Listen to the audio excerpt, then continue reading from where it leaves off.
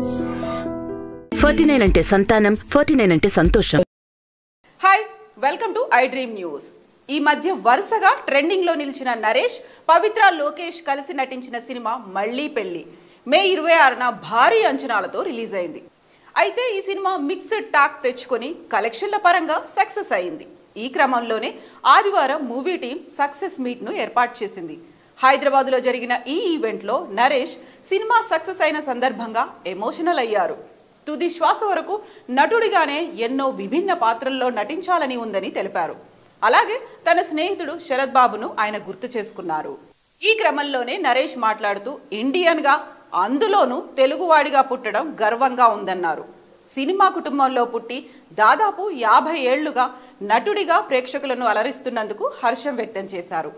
తన జీవిత భాగస్వామి విజయ నిర్మల ఆలోచనలను ప్రజల్లోకి తీసుకువెళ్లడం కోసం కృష్ణ గారు విజయ్ కృష్ణ మూవీస్ బ్యానర్ ను ప్రారంభించారని, తన దృష్టిలో బోల్డెస్ట్ కపుల్ అంటే వాళ్ళిద్దరే అన్నారు.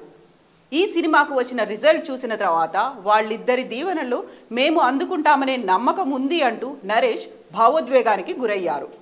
రానున్న రోజుల్లోనూ విజయకృష్ణ పతాకంపై మంచి చిత్రాలను తెరకెక్కిస్తారని వెల్లడించారు. ఇక ఈ సినిమా డైరెక్టర్ ఎంఎస్ రాజుకు తనకు ఉన్న అనుబంధం గురించి నరేష్ మాట్లాడారు. 3 ఏళ్ల నుంచి సినిమా తీయాలి అనుకుని లాస్ట్ కి ఈ మళ్ళీ పెళ్లి సబ్జెక్టును ఎంచుకున్నట్లుగా చెప్పుకొచ్చాడు. రియల్ బోల్డ్ కపుల్ అంటే కృష్ణ గారు, విజయ నిర్మల గారు.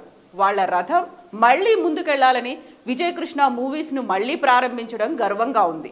సూపర్ స్టార్ కృష్ణ గారి 81వ జయంతి సందర్భంగా మళ్లీ పెళ్లి చిత్రాన్ని ఆయనకు అంకితం చేస్తున్నాను అని వికే నరేష్ అన్నారు.